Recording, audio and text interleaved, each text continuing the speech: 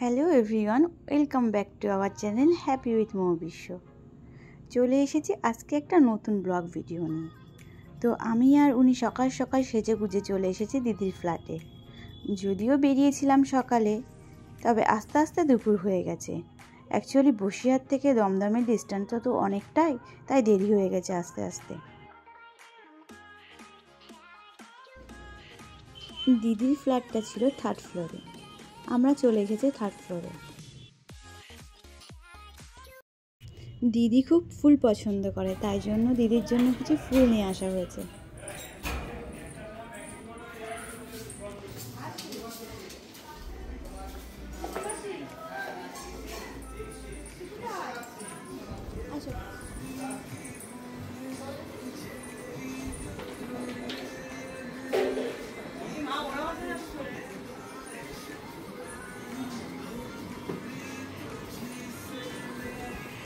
এটা হচ্ছে এই ফ্ল্যাটের মালিকের বাড়ি, এটা এদের বাসস্থান। ফ্ল্যাটটা খুব সুন্দর সাজানো, আমাদের খুব পছন্দের একটা জায়গা। তো আমরা বারবার এখানে আসতে চাই, সময়ের জন্য তো আসা হয় না। তো আজকে সময় পেয়েছি এবং একটা কাজও ছিল। দিদি যদিও এখন ফ্রেশ হতে গেছে, এখনও দিদির সাথে দেখা হয়ে ওঠেনি, কিন্তু এসে দেখি দিদি আমাদের জন্য অসাধারণ কিছু রেডি করে রেখেছে।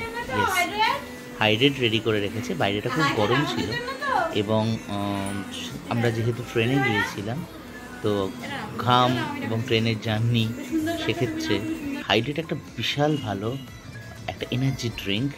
এবং দিদি জানতো আমরা খুব পছন্দ করি হাইড্রেট, সেই জন্য আগের থেকে হাইড্রেটটা গুলে রেখেছিল। এক চুমুক দেওয়ার সাথে সাথেই ফ্রেশ।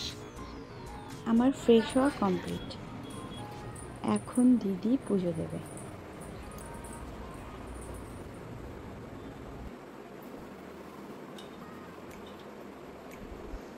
আমার খুব খিদে পেয়েছিল, তাই দিদিকে বলছিলাম তাড়াতাড়ি করে পুজো দিয়ে খেতে দিতে।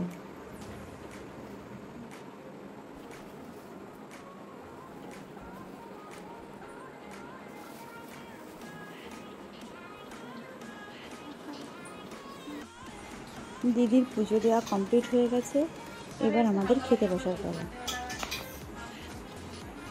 নিজে বসবো না না,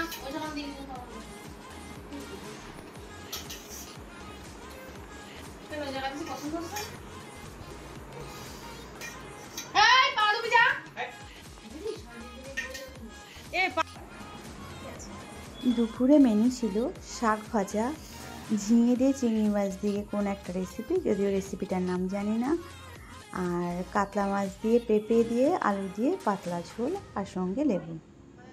এবার আমাদের খেতে বসার পালা, তো যাই খেয়ে নিই।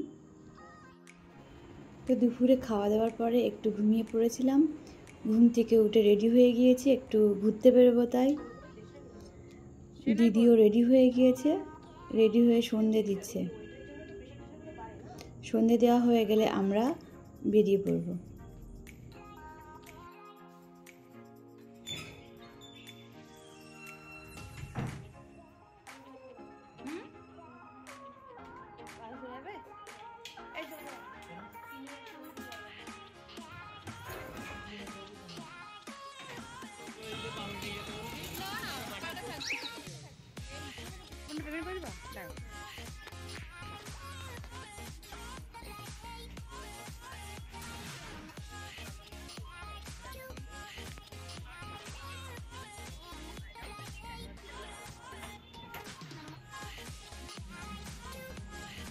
তো আমাদের ঘোরা কমপ্লিট, আমরা চলে এসেছি। সন্ধ্যের টিফিনটা আমরা বাইরেই করেছিলাম, চিকেন রোল খেয়েছিলাম, যদিও সেই ক্লিপটা আমাদের নেওয়া হয়নি। এখন দিদি ডিনারের প্রিপারেশান করছে। রাতের মেনুতে ছিল মাটন কষা আর স্যালাড।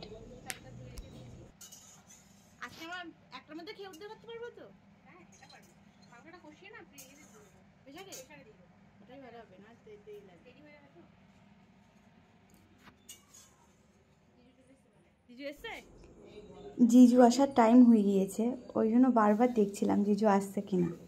না, জিজু এখনো এসে পৌঁছায়নি। অবশেষে জিজু বাড়ি ফিরেছে।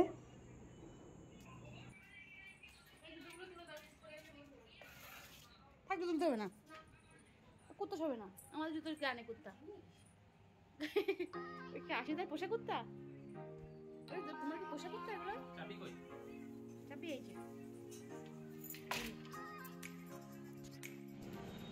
এই যে এখানে শসা আর লেবু কাটা কমপ্লিট। দিদি এখন মাংস কষাচ্ছে।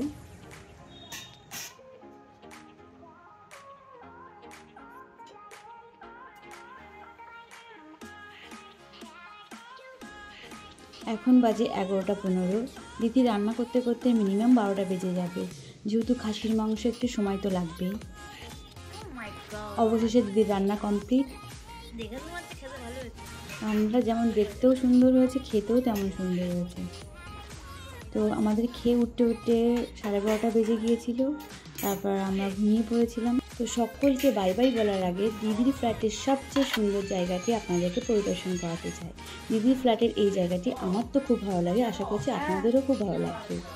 তো আমার ব্লগটি যদি আপনাদের ভালো লেগে থাকে তাহলে আমার চ্যানেলটি সাবস্ক্রাইব করে আমার পাশে থাকবেন। আর দেখা হচ্ছে আপনাদের সঙ্গে পরের কোনো ভিডিওতে। ততদিন আপনারা ভালো থাকবেন, সুস্থ থাকবেন। তো টাটা, বাই বাই।